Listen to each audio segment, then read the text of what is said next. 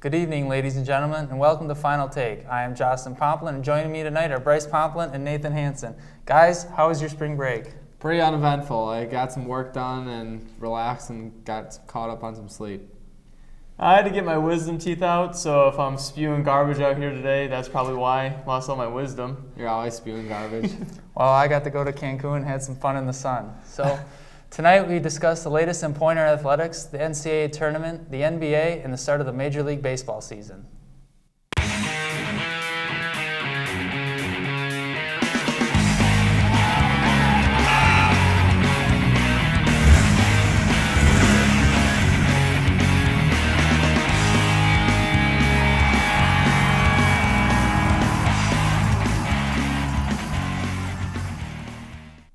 We begin tonight with the Pointers men's hockey team, where they won their 5th national title in Lake Placid, New York, 5-1 over St. Norbert this past weekend. 5 different Pointers scored goals in the win.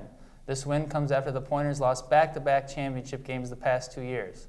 On the way to the Frozen Four, the Pointers defeated Adrian and Sonny Geneseo by 5-2 and 5-1. Guys, how were the Pointers able to bring home the championship this year? They finally played fast, and they played strong, and they played all the way through the game, which were parts of the which earlier in the season, those were parts of the game that they didn't have. They didn't start well in some of the games, and once they had the lead in a few games, they gave it away right away.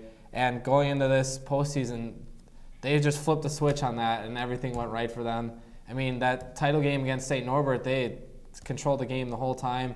And early in the season, they got blown out by St. Norbert, so they made a lot of good adjustments going into that game, and they finally got it done. Third time's the charm.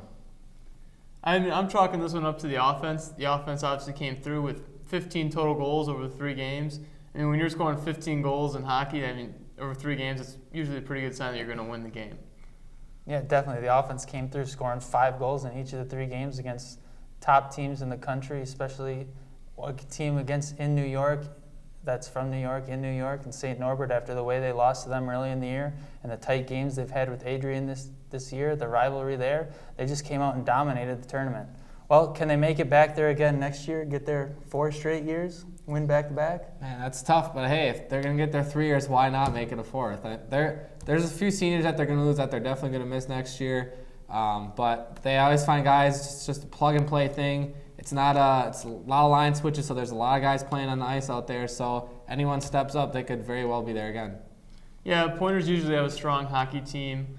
For hockey, the playoffs, there are only 3 games, so they basically just have to win. Once they make the playoffs, they just have to win 2 games, and they're in the national championship game, so I would say they have a shot at it, because they're definitely going to make the playoffs again next year. They have a solid team. The hardest part, though, you got to get in because the WIAC doesn't have an automatic bid with there only being 5 teams. So first off, you got to win the conference tournament and have a strong regular season for a chance to get back. So they definitely got a chance. Like Nate said, they're losing some seniors, but they'll be back. Yeah, that's a good point. I mean, they almost didn't make it this year, so. Yeah. Well, a welcome home celebration for the team will be held on March 31st in the Berg Gym at 7 p.m. The Pointers baseball team got their season started over spring break in Florida, where they went just 2-7. The Pointers struggled on offense, only scoring 5 runs or more in only 3 of the games. A lot of games they only scored 2 runs. They also had 3 games where they gave up 10 runs or more. How can the Pointers get their season back on track? Well, they had a lot of sun in Florida, but not a lot of fun, losing 7 games. But they got to get that offense going. That offense is just nowhere to be found. Last year, that offense was there every game. It was kind of the pitching that was just the problem last year. And this team is basically the same as last year. I mean, they were top 10 preseason. Now they've fallen, I believe, 24 right now. Well, they're out now after losing 7 games. They got a new skipper, Coach Dursley. I mean, that shouldn't be a problem with the new coach. He's been in the system, so it's not like he's coming in completely fresh, not knowing any of the players. So they got to get the offense turned around. But I think going down to Florida, that's always a struggle. Road games are hard, much less road games that are hundreds of miles away. Come back home, finally get the season started at Point, and I think they'll be all right. Yeah, when you look at it, pitching, you need pitching to win baseball games. When you look at the major league level, teams that go far in the postseason are usually teams that have really good pitching. So, and when you're allowing 10 runs, you're not going to win too many games. I haven't seen too many baseball games where the score is 14-14. So you definitely need to step up your defense, get the pitching to start getting batters out, I guess. I don't know what else to say. You need pitching to win games, and they just didn't have it. Yeah, my freshman year when they went to the College World Series, their pitching was the strongest part. But they had, in the last 2 years, they've been really strong on offense. But this year, they're struggling about. It's the beginning of the season. There's a long way to go.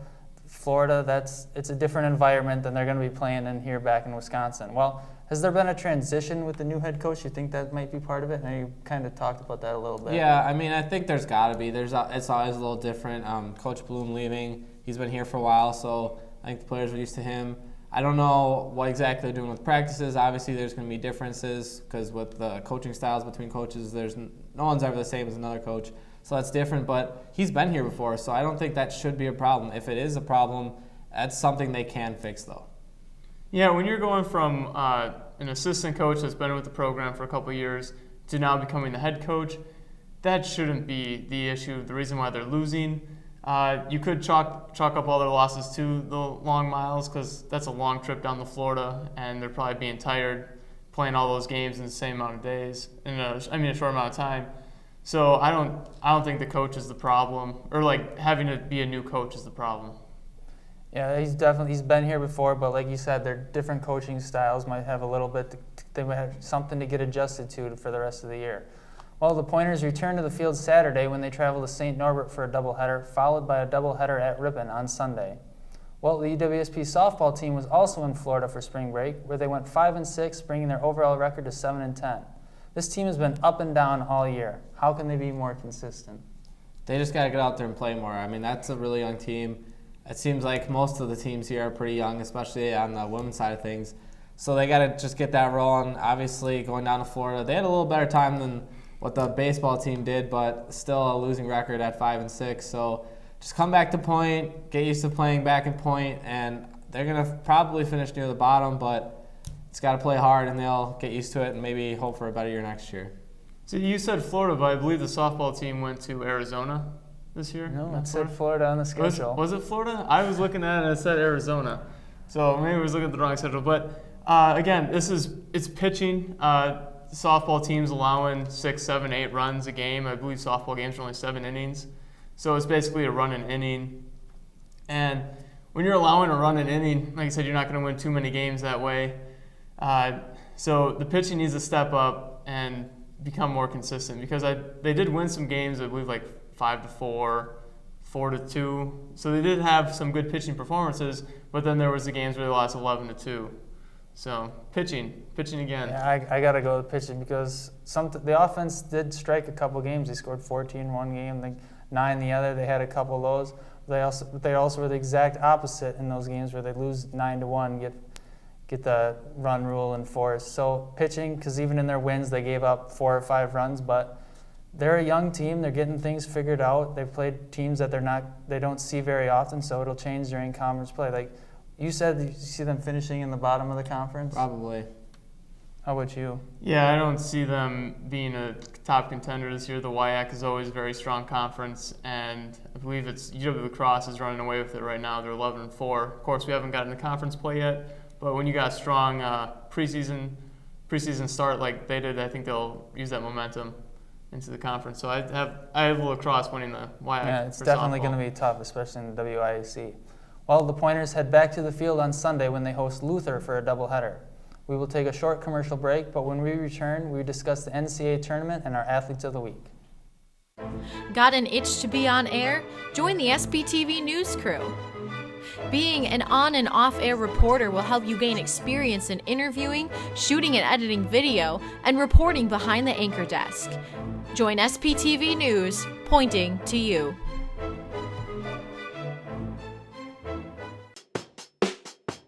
Like to talk about sports? Join Final Take every Tuesday at 4 p.m.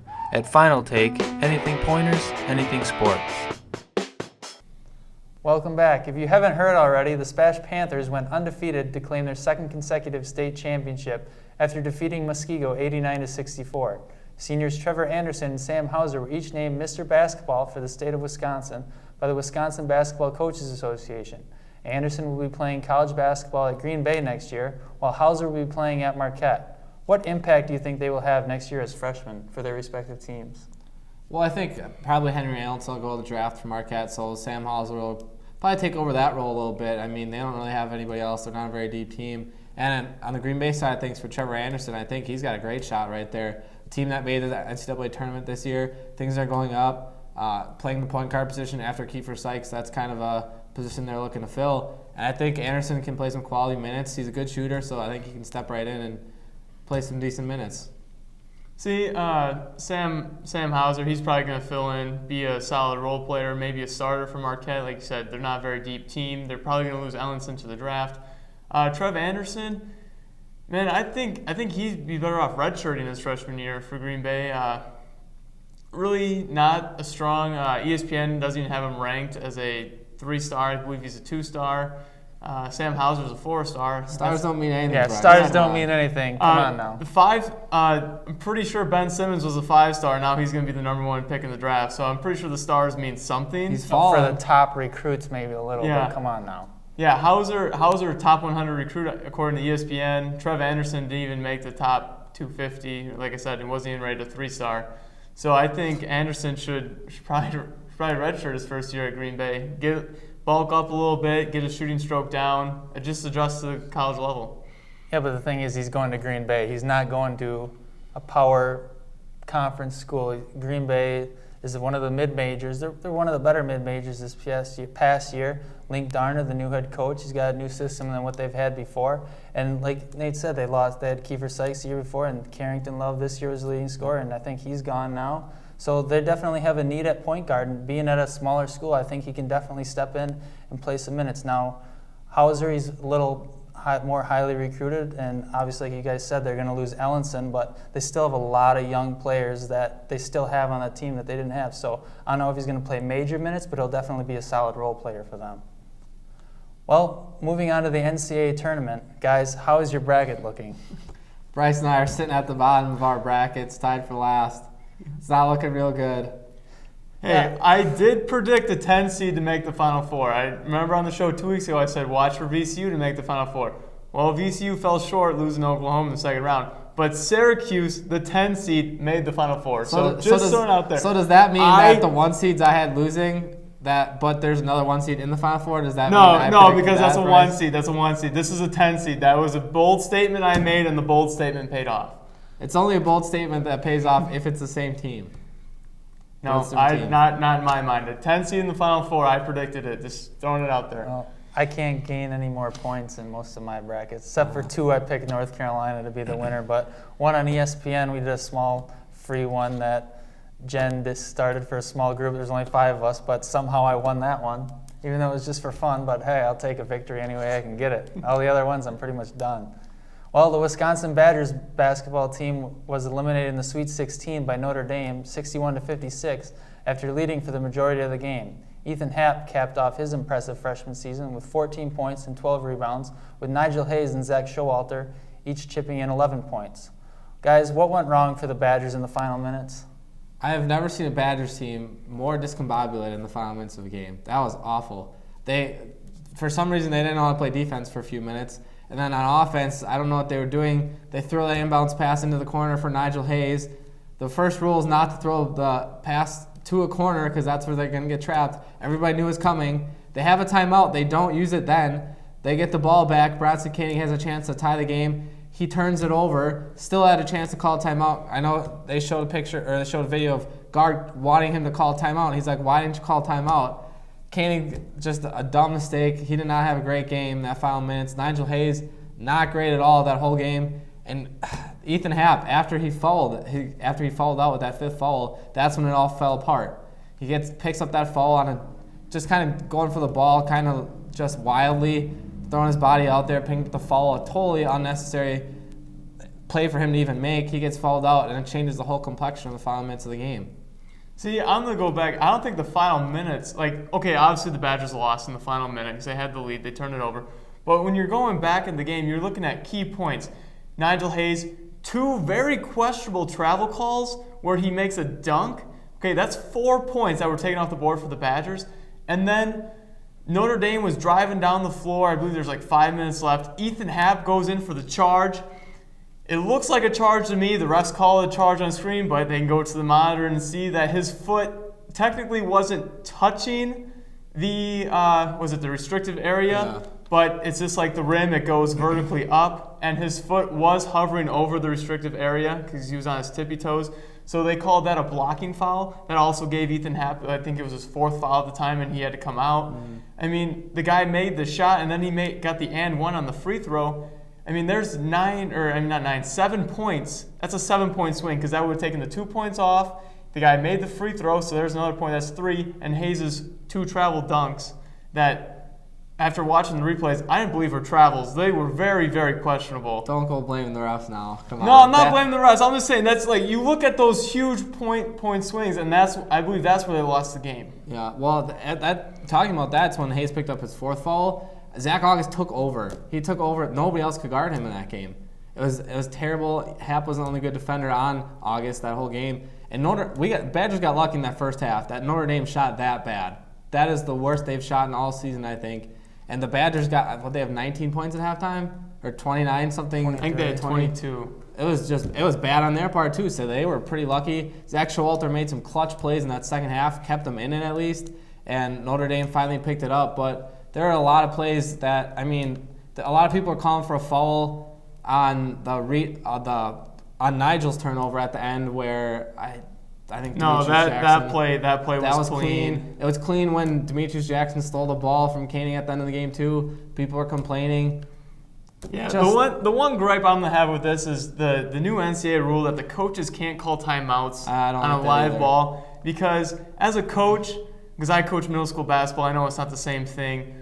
But I would have been calling timeout. The second I see Nigel Hayes is trapped, I would have been screaming timeout, and I probably would have been granted the timeout. And that's the one rule I think the NCAA needs to reconsider is that the coaches should be able to call timeouts. Like that's the reason why they're there is to like kind of control the game. Like they're the game manager. What's the point of a coach if they can't even call timeout anymore? I don't understand. Yeah, I was stunned. I mean, Thredo Brown with the 3 with 30 seconds left. Huge. I'm feeling good. They're up 3, leading the whole game. All of a sudden, and then they're still up 1 after the first layup, but then I wasn't even looking. All of a sudden, Notre Dame's on top, and sure enough, they turn the ball over, something Wisconsin doesn't usually do very often. Just then Bronson Koenig blowing the open. It was a difficult layup, but it's still one he could have made. And then turning it over in the end where he could have had a chance to tie it with another 3 like he did against Xavier. So just unlike Wisconsin-type basketball at the end of the game. But with the potential of 99% of the minutes and scoring coming back, how good can the Badgers be next year? I think they'll be probably close to that same spot that they were this year. I mean, coming in there 9-9 at one point this year, everybody kind of calling them out. Greg Gard rallied the troops in a sense. Khalil Iverson played a lot of big minutes late in the season. Jordan Hill, those guys are just going to get more comfortable, get more playing time next year. And Ethan Happ's going to develop. If he gets a little more muscle on him, look out. He's probably going to be one of the best players in the Big Ten. And I think they'll be in the same exact spot next year. Same exact spot. Are you spot. kidding? How can they not be better than the same exact spot? Because everyone's coming they're back. They're a shooter away. We saw it all season. They were a shooter away. They have Pritzl, who was hurt. He was a 4-star recruit coming out of high school. He's out of the pier. Stars don't matter, Bryce. There's your shooter. Van Vliet. Andy Van was he Vliet. 6'11", 7 foot? He's a shooter. All right, this team is going to be star-studded. You know when Kentucky was undefeated last year and entering the Final Four? That I could see the Badgers being either undefeated or 1 loss. They are going to be good. I don't know if they're going to be that good. They are going to be really good. This team is going to be unbelievable. They're going to shock the nation. Just watch. They have the undefeated. They have the potential to be as good as the team was with Kaminsky and Decker. Nigel Hayes, he adjusted his shot this past year, so he's got another summer. He should come back. He could potentially leave, but he should come back. Koenig will be back, no doubt. So Hayes can take over, potentially have a chance for Player of the Year like Frank Kaminsky was. And then Bronson Koenig's got to be his sidekick like Sam Decker or Ethan Happ. One of the two got to be like that. So they have the potential to be a top 5, top 10 team next year. I don't see it. I don't know how you can't see it. They'll probably. They'll obviously be ranked. I think they'll be probably a 15 to 20. They'll be somewhere. They'll be higher than that, especially with everyone coming back. Well, the rest of this year's tournament was full of upsets, with 12 seeds Little Rock and Yale winning opening round games. Number 14, Stephen F. Austin upsetting 3-seeded West Virginia, and Middle Tennessee State knocking off Michigan, as well as Hawaii knocking off Cal. Well, including Syracuse making a run to the Final Four, that was shocking as well. What upsets stood out to you guys the most? Well, I think the one that hurt everyone was Michigan State going down in the first round. There's peaking games, they peaked in a few games to see what the score was, and Michigan State was kind of down. I think they were down like 3 at halftime or something like that, and then they made a second half push, and then all of a sudden Middle Tennessee State just came back. Bryson, we were talking about Potts. We had a conversation about that. He stepped up huge for Middle Tennessee State, and they pulled it off. Potts played for Fairleigh Dickinson. You're thinking of No, Giddy Potts. Yeah. Giddy Potts? There's Giddy a different Potts. Potts. Oh, there's 2 Potts. I did Yeah. mention Potts, though. Yeah, there's 2 Potts. Yeah. So he played huge in Syracuse, a team that people were just complaining about them even being in the tournament. Kind of had a little chip on their shoulder with that, proved it, somehow beat Virginia. Yeah. Even looking at the box score, I'm not sure how they did. They had an easy route to the Elite Eight, but then Gonzaga's tough. They've always been a tough NCAA tournament team. That game was hard for them to win too, trying to overcome Sabonis, but they did it. And there's, Cal going down the first round of Hawaii without 2 starters, kind of an unfortunate situation for them there. But other than that, I think most of it was chalk. There was a few upsets, like the 12 seeds winning. That always happens. That wasn't too hard to predict. But other than that, there wasn't too much else. See, I think the big one was Stephen F. Austin. Like, Random Michigan State was a favorite to win the national tournament, and Middle Tennessee State was nowhere near should have won that game. But I mean, Stephen F. Austin, they were actually a team that they won. They won against West Virginia, who were a favorite to win as well. Yeah. And then they should have beat Notre Dame. I mean, Notre Dame got a tip-in at the end to win that game. Yeah, well, Michigan State was definitely most shocking to me. Well, now on to the Final Four in Houston. It will be Villanova versus Oklahoma and North Carolina against Syracuse. Who moves on to the championship game and who wins? I think it's Oklahoma versus North Carolina, and North Carolina win. Yeah, I got North Carolina versus Oklahoma. North Carolina winning. I mean, like I said before, big men win championships. Bryce Johnson, Meeks are out there, and they got another guy that's in the rotation. Isaiah Hicks. Hicks. Marcus Page is playing lights out. Yeah, North Carolina's going to win this hands down. I mean, no questions.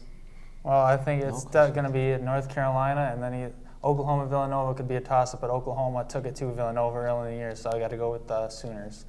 Well, or at least Sooners versus North Carolina, and I think North Carolina wins it. Well, it is now time to reveal our athletes of the week. Bryce, we begin with you. Well, my athlete of the week is from North Carolina, Bryce Johnson. Double-doubles for the Sweet 16 and the Elite Eight. Guy's a rebounding machine, point-scoring machine, shoots at a high percentage, and he's going to put North Carolina on his back, and they're going to go to the national championship game. Well, on the other side of the bracket, I got Buddy Hield for my athlete of the week. 36 points against VCU, 11 for 20 shooting in that game, 17 against Texas A&M and 10 rebounds in that game, 37 against Oregon to go to the Final Four, 8 for 13 on threes, 13 for 20 total field goal. He's been on fire this whole tournament, all year really, and this week he had a heck of a week. Well, if I was to stick with a college basketball player, I'd go with Malachi Richardson from Syracuse because he's on fire, but I'm going a different route and going with Elliot Grauer of the men's hockey team, most outstanding player of the Frozen Four tournament, 3 goals throughout the tournament, and a couple assists, so got to go with Elliot Grauer. Well, we will take a short commercial break, but when we return, the start of Major League Baseball, the NBA, and our rant of the week. Like to talk about sports? Join Final Take every Tuesday at 4 p.m. At Final Take, anything pointers, anything sports.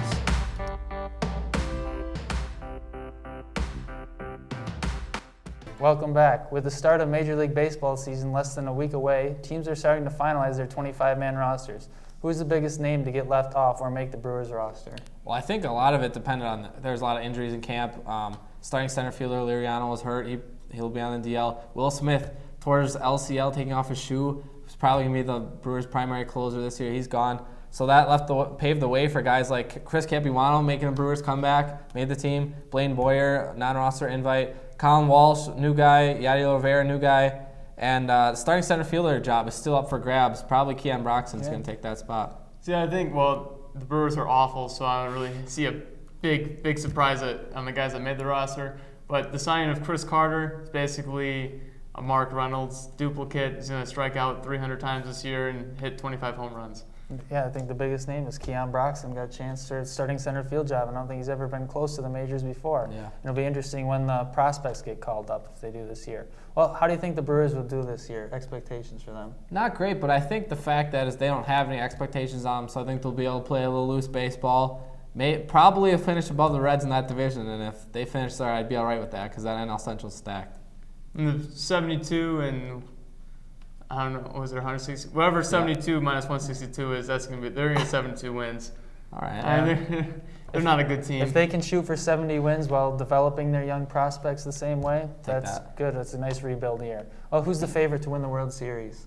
I mean, they got the Cubs at 4-1 odds to win it, but I think honestly it's probably going to be the Mets, the Royals, or possibly from the NL, or possibly the NL Central team. Probably the Cardinals. I don't think the Cubs are going to get it done. I think they're still a year away. I mean, we've said that for the past few years, but I think they're really close. They're really close. I don't think it's the year away. I think it's the curse. All right, it's a quick question for you guys. What year is it? It is 2016. 2016, and 16 is an even number. That means the Giants are winning the World Series. Every even number, they're winning the World Series. First, they have to get through the NL West. The Diamondbacks are looking tough in that division. No, Giants all the way. Well, now on to the NBA. The regular season is almost over, and the Warriors are 66-7. Will they break the Bulls' record? They got a lot of home games in this last 9 games, I think. I see them losing 3 games, and they're going to tie that record. They got the Wizards, Jazz, Celtics, Trailblazers, Timberwolves, Spurs, and Memphis. So a lot of home games for them. They got like a 5-game homestand in those 9 games. So they could possibly win all 5 of those, and then that record's all theirs. Yeah, I see them losing to the Spurs on the road, and they'll lose to the Celtics at home. And that's going to be crazy because the Celtics are one of those teams that rank in the top 10 in offense and defensive efficiency. And then I see them losing to the Trailblazers. CJ McCollum, Damian Lillard will go off. Those are going to have a special night, and they're going to have 3 losses and tie the record. Losing at home? They haven't lost at home in 55-some-odd games. Are you guys crazy? It's about time then. The only game I see them losing on there is at the Spurs, unless they get, or if they start resting Curry and Thompson to rest them up for the playoffs. Well, what did you guys learn from the Bucks this year? I've learned that I'm disappointed in them as always. I mean, such high hopes. I thought they'd be the 6th seed in that East this year. East was a little stronger. Bucks just. There's a few injuries this year, but they're a few shooters away on that team. Giannis is going to be the next LeBron James, if not better than LeBron James. That's what I learned. He is a stud at that point forward position. Yeah, and he's going to, as of Jason Kidd, as of today, said he's going to be the point guard going forward into next year. Definitely changed their team.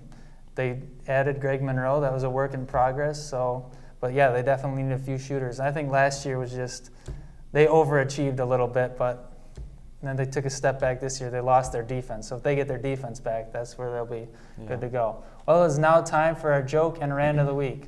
Whoever gets to answer the joke gets to go on a rant about whatever they would like. What is the difference between the Detroit Lions and a dollar bill? Bryce, you go first. Lions fan over here. I don't even. Shaking his boots. Detroit Lions and a dollar bill, the difference. One's always in the end zone, and it ain't the Lions. I don't know. I don't even need to answer that. That's pretty good. I don't know. You got me. At least I can still get 4 quarters out of a dollar bill. Oh, no, that's awful. I should get the rant. All right, go ahead. All right, I'm going to rant about women's basketball and the height of the hoops. So in women's sports like volleyball, the men play at 9 inches higher than the women. Now, the same should be applied for basketball so that the women's game become more competitive and you get more fans in because the women will be dunking on a 9-foot hoop. I believe Gino Ariana, the UConn's women's coach, has said that they should bring the hoop down to 9 feet so that you can get fans in the stands to see the women dunk. And I agree with him on that. It's biology that men can jump higher, and if they can make the switch in volleyball, because, like I said, the men play on a 9-inch higher net, because they do physically jump higher than women, then we can see the same competitive advantage for women playing on a 9-foot basketball hoop. I think it's an easy change, and I think it should be done. I think we also need more parity in women's basketball. I get sick of seeing the same teams every year, even though Ariema defended about that with using the Tiger Woods example. But I think we need more parity. You saw in the men's this year upsets galore, and the women's same teams every year. Well, ladies and gentlemen, that's all we have time for today. We thank everyone for tuning in with us. I'd like to thank Bryce Pomplin and Nathan Hansen for joining me today with their insightful opinions on the debate desk. And a big thanks to our technical staff and all their hard work to make this possible. Be sure to check us out on Facebook at SPTV UWSP Television or follow us on Twitter at SPTV_UWSP. Also visit the UWSP homepage to locate all your Pointer athletics information. And just remember, fellow Pointers, here at Final Take, anything Pointers, anything sports.